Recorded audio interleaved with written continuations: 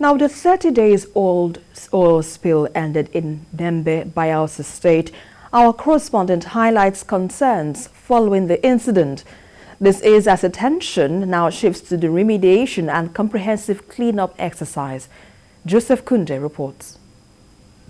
Werekumakiri is a fishing settlement in Nembe.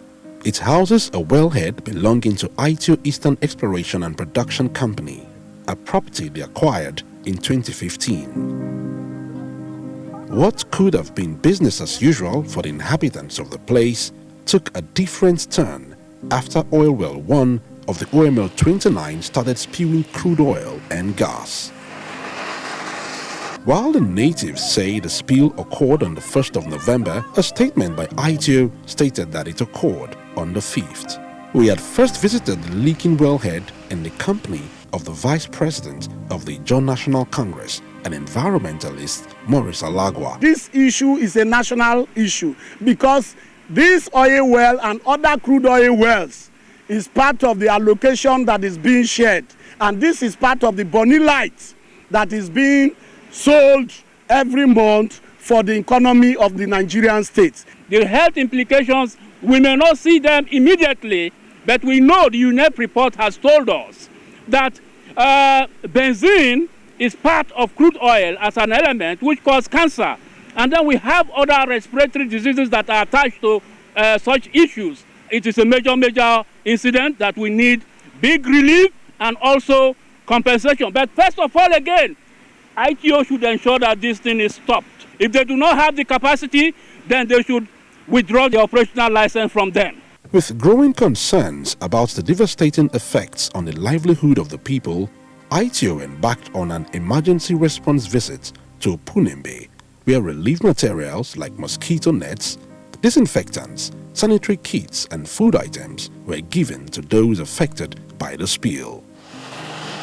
But the leaking wellhead was already generating many reactions from different quarters. In Yanagwa, having a sample of a dead fish killed by the spilled oil, the Ijaw National Congress held a press conference to express their dissatisfaction and call for the immediate stoppage of the leaking wellhead. This brings us back to the issue of allowing us to own and control our resources. The Nigerian state is sabotaging our environment, is sabotaging our lives. They are only bothered when it comes to sabotage on economy. Is the economy more important than the people? Why is our government only interested in money?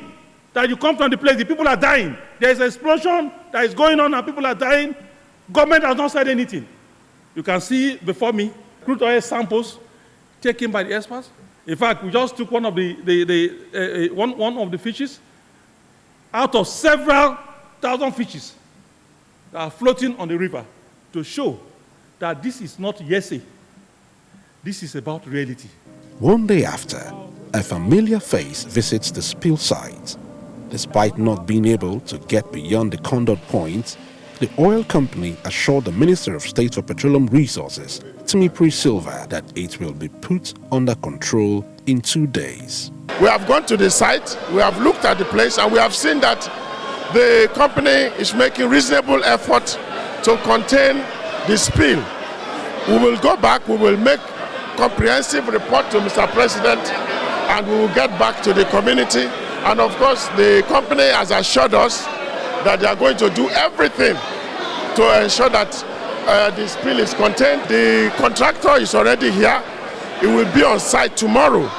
And we believe that as the company has promised, in the next 2 days, this spill will stop.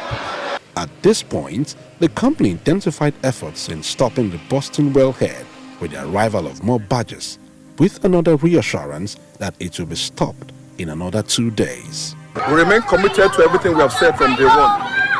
Our priorities in this concern is 1, to stop the spillage and contain the well, kill the well. Amendments have been made clearly. We're in concert with Halliburton, Coots and Boots. They're already on the ground with the equipment to put out the spillage and contain the well and finally kill the well. As fishing and farming around the spill site gets more and more difficult, the natives staged a simultaneous protest at 3 different locations at Opunembe, Santa Barbara, and the Obioko community. They also demanded more relief materials. We don't want any representative. If at all there will be a representative, as a community we have the royal majesty of this community, who will appoint representative to represent us. And as a matter of fact, again, we also have technical experts who are sons and daughters of this community. If there must be any cleanup, any work, those our sons and daughters who are qualified to carry out this project, they are there. The spill is still continuing.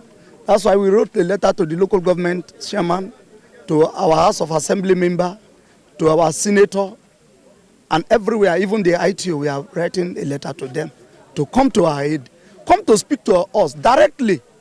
2 cups of rice to individuals. See the crowd here. Over 20-something communities at the Royal Obioko Kingdom. 2 cups of rice to his house. How can we live on?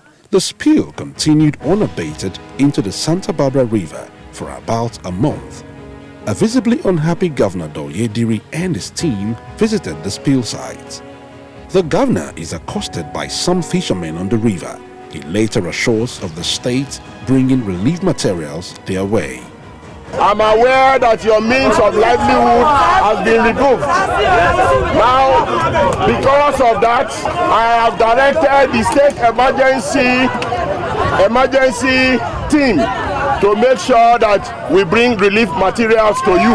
Oil cannot be taken with the blood of our people. The way we protect oil, we should also protect the lives of the people. So I'd like to thank you.